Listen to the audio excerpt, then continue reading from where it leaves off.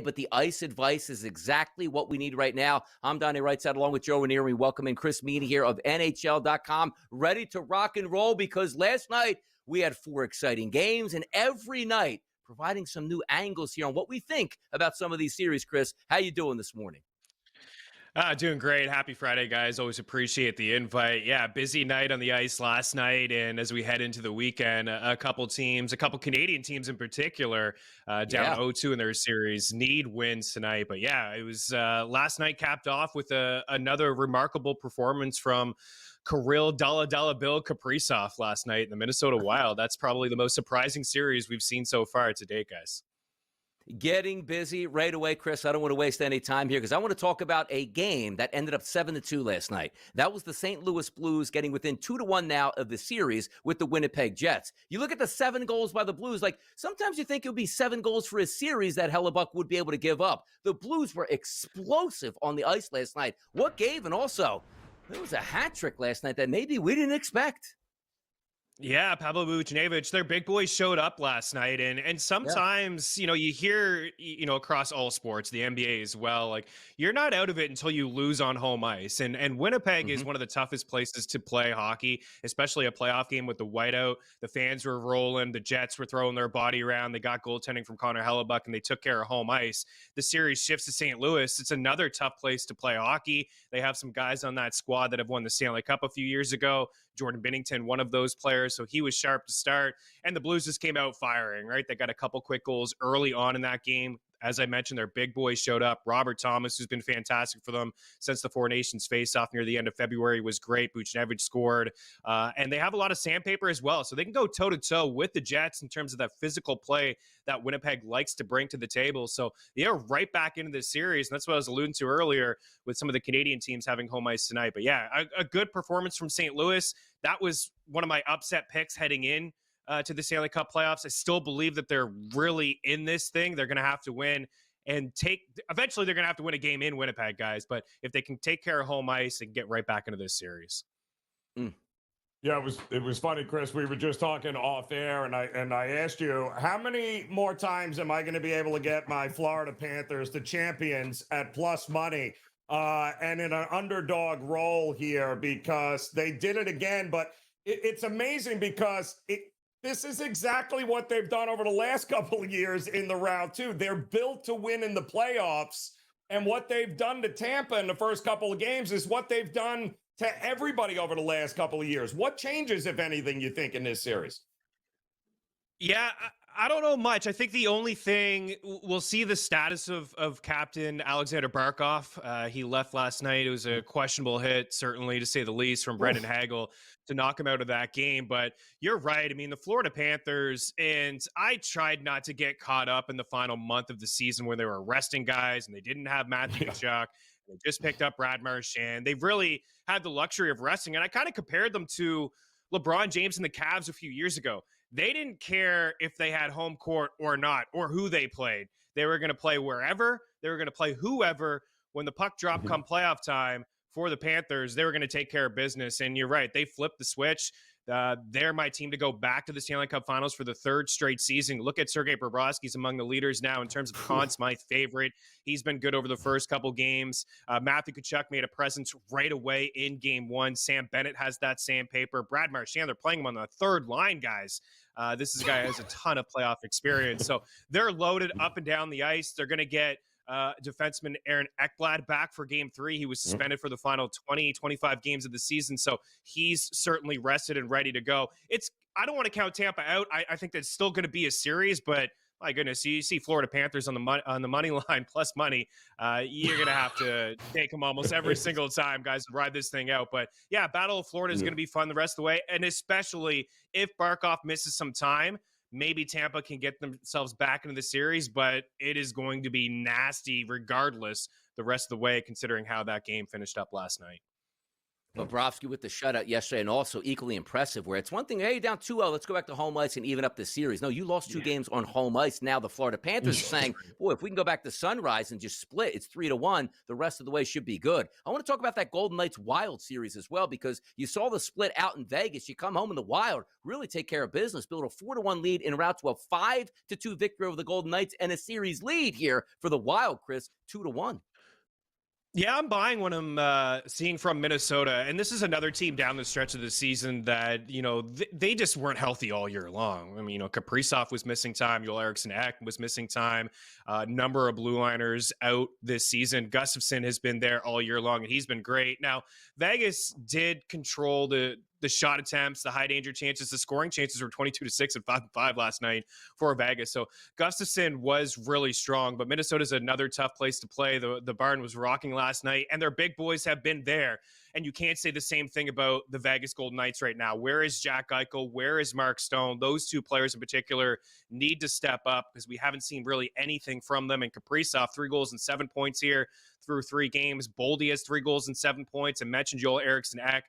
They're getting contributions up and down their lineup from a lot of their players. And the biggest thing, I think there is a buying window for Vegas given their experience. But the biggest thing that I've noticed, guys, through 3 games is the goaltending edge. Aiden Hill was pulled last night, and I mentioned Gustafsson. He has been the better goalie here. So if we're looking for an upset, so far, this is it. As I mentioned, this has been the most surprising of the 8 series so far, where we see a wild card team really kind of take it to the Vegas Golden Knights. They're very much in that game 1 that they lost as well. So again, I do believe that there's a buying window for Vegas, but some of their big boys are going to have to show up, and maybe Jack Eichel missing the final 6-7 games or so, just needed to kind of get going. But I look at their guys, their leaders, to have a big game 4. If not, they're in trouble. By the way, let's kick it back up to Canada, too. How about those Maple Leafs? What is that I see? A 3-0 series lead in round number 1, Chris. Is it true, or are my eyes deceiving me?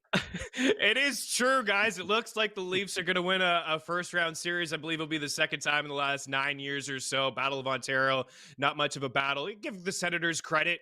They've lost the last 2 games in overtime. They've played a really good brand of 5-5 hockey as well, but the biggest difference as well in this series, Anthony Stolarz, consider him as a consummate pick as well. They're getting good goaltending.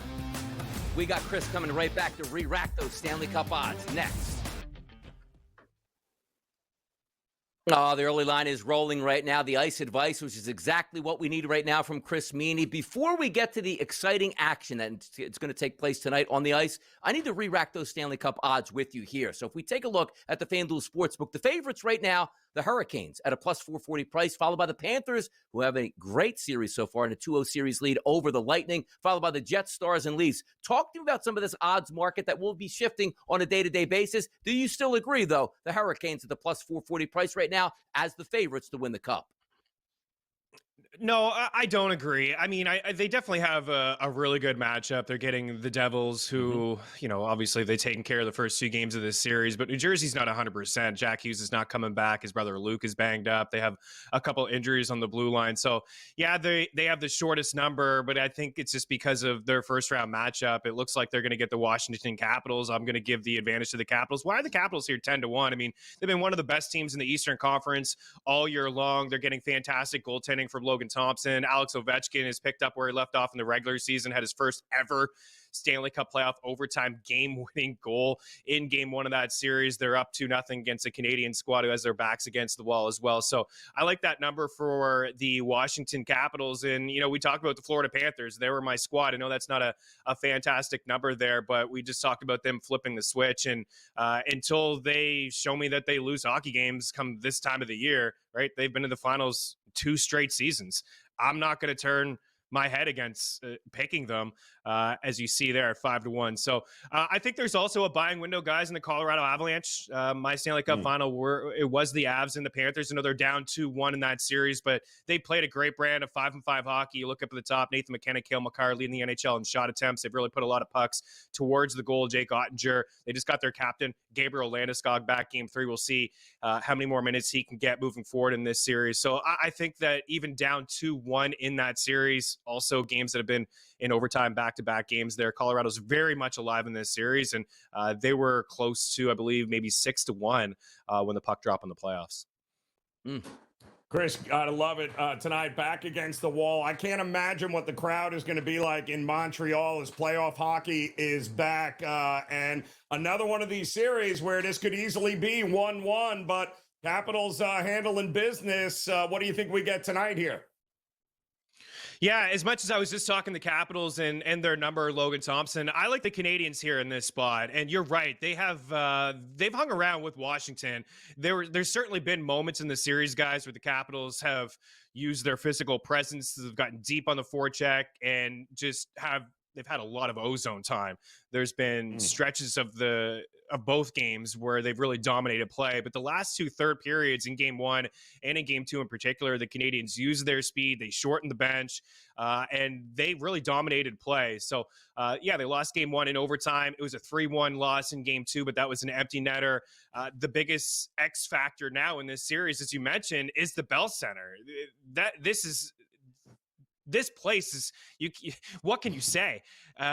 Across all of the buildings in the league, this is the biggest home advantage for any team in the NHL. So the crowd is going to be fired up. They have a ton of speed. I think we're going to see some changes in their lineup.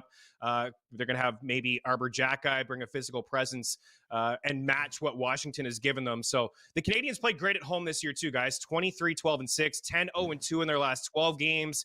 And those were all really must-win games for Montreal. So I like them to get back into this series. Overall, I do like Washington. I saw this series going 6, but I think Montreal will take care of business at home ice and make this a series and use their speed, because they have, when they're skating, you can see it. They're hanging around with Washington. All three games, all three series 2-0, which means the home teams held serve here for their home ice advantage. We talk about the Hurricanes and the Devils now at the Rock in Newark tonight. The Hurricanes, no surprise, a heavy favorite tonight. Can things switch around with the Devils? Can they find lightning in a bottle and sort of play with the Hurricanes? Or at least let's get this thing back to Carolina.